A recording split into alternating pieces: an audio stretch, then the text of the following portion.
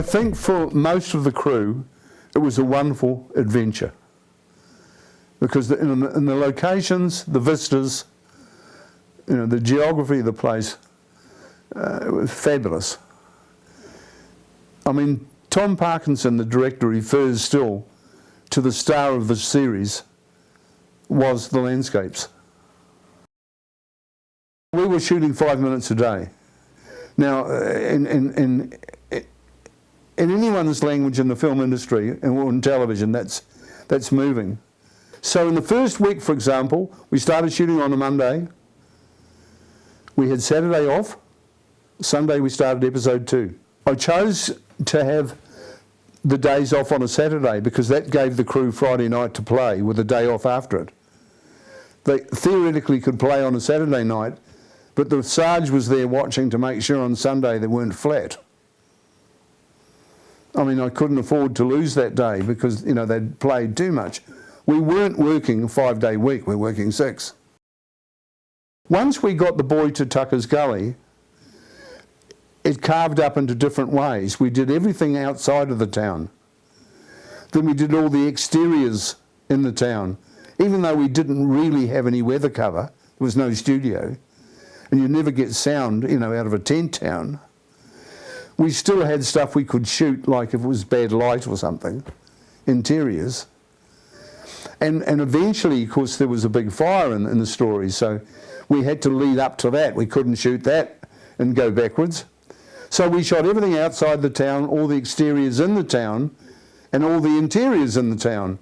And then, by then, they'd found a new gold claim, and we were breaking down the town in episode 12, moving to another place called Riley's Creek, and then episode 13 was just the big finale episode.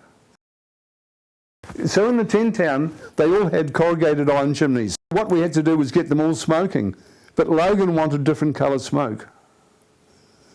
So what they did was they had a whole lot of paint tins with hooks on them. They could hook over the top of the corrugated iron chimney. They lit up a big fire with charcoal, and with tongs they picked up the charcoal, put them in the paint tins.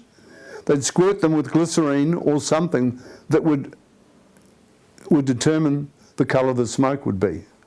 And then people hurtled out with stepladders and went up stepladders and put these things in the chimneys. While Logan, standing next to camera, some distance away, was barking orders about the 6th camera on the right, the 6th chimney on the right, get some smoke into that one. And there were people hurtling around all over the place getting all this chimney. So that was for the first time we saw the town with a big shot, with all the smoking chimneys and extras doing things. A lot of work to choreograph all the things that had to happen. We had to deal with the shot over jet. But they knew we were there, they knew what we were doing, and of course what they wanted to do is the tourists wanted to look at us. So when we knew they were coming, we would sort of back off a bit. You know, I mean, these were things that happened often without me being there. There was just a degree of tolerance, you know, they could slow down, snap some pictures, and rocket on past. And as soon as we knew there was a certain point where the sound would say, okay, and off we went. The Mackenzie Affair was challenging because we had to keep moving, because there was, in the story, Mackenzie's story, he finished up in the Littleton prison. We couldn't shoot in Littleton, we decided to use Akaroa. And the interiors of the prison were all in a set in Auckland. So we kicked off in Christchurch and shot stuff. We then went to Akaroa. We went from Akaroa to Lake Ohau and Omarama. We needed both to split the crew for accommodation. Filmed in that area and did the farm where the sheep were stolen from, where Mackenzie showed his skills with his dog, which is an important part of it. I mean, the shearers' quarters there, for example, we only had to thatch them on one side. You know, because with a roof line, you only had to thatch them from the side that you could see. We built the shepherd's hut up in the back of Beyond. We had to drop all the fences, because that's why there were shepherds, there were no fences. So that we had to bring in the fencing gang. They dropped all the fences, laid them down in the grass, and after a couple of days the grass had grown through them, you didn't know they were there. As soon as we filmed and cleared the rushes, We had to get the fencing contractors back in to stand the fences up again. We had a lot of stuff to do in thermal areas, so we actually created thermal things in the town, which was a big job for Kevin Chisnell, the special effects guy, that he had steam to create every day and vents. And of course, when we got to the volcano and Tarawera did blow up, it blew up in the Windstones quarry, which is now Rocklands. It was complicated because it was period, but I mean, John McRae's point all through the family dramas was that family dramas need to be in period because they don't age. The funny part about the police interiors is the police station in Helensville, which of course is Cobham in the story, was a real building, and every week that we filmed outside the police station, or every episode, we'd have to put the police station, the Cobham police station sign up. But the locals knew in one of the episodes called Friends and Relations, when we captured a guy and handcuffed him and put him in the car, and when he was marched up the concrete path past the police station sign and through a door, if you turned right, you went into the library. If you turned left, you went into the blanket rooms. Because you didn't, but that's how the locals saw it, because that's where that door went to. But for us, that door went into a lobby and then went through into the set, which was the studio. So there was that interesting thing all the time that the locals knew that we'd just taken a handcuffed con into the blanket rooms. I took her to the gallows. They needed an ugly bugger to play the jailer that picked her up and strapped her in the cell and took her to the gallows. That didn't make me the hangman. He was another bloke. So there was a prison chaplain, a prison superintendent, there was a hangman, and there was me. That was a bit of fun. An interesting shoot for me because we brought Grandpa Munster down.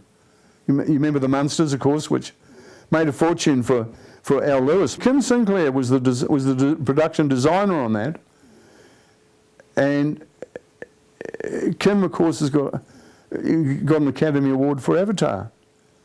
He's a clever fellow. He's done a lot of things, but back in those early days, it was all innovation, and you literally made things and used wires to fly people and neutral backgrounds. And but you didn't even do a lot of that. You didn't fly them against green screen or anything.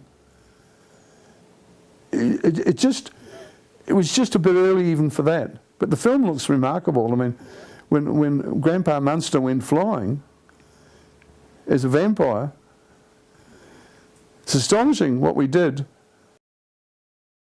The Black Beauty scripts were hugely challenging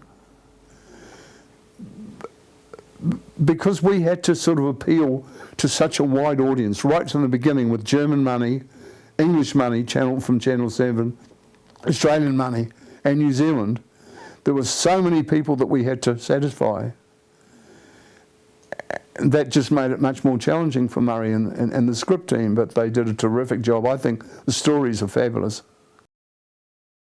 Mataku, I thought, was extremely underrated. I mean, what it did with the stories were so good, 30-minute standalone stories, and I thought what it did was cross bridges. It was a nice bridge between Maori and Pākehā. I really enjoyed that because we had to reflect a lot of Maori values. We had karakias at the start of the week, karakia at the end of the week. My career was as I'm able to give something to New Zealand film and television, because I came home with systems, ideas, a fairly methodical person, and I created more things here, but I bought back a lot as well. I mean, I bought back a stripboard scheduling system that I'd seen being used by Gary Kurtz, who was the producer of Star Wars, and Two-Lane Blacktop and American Graffiti.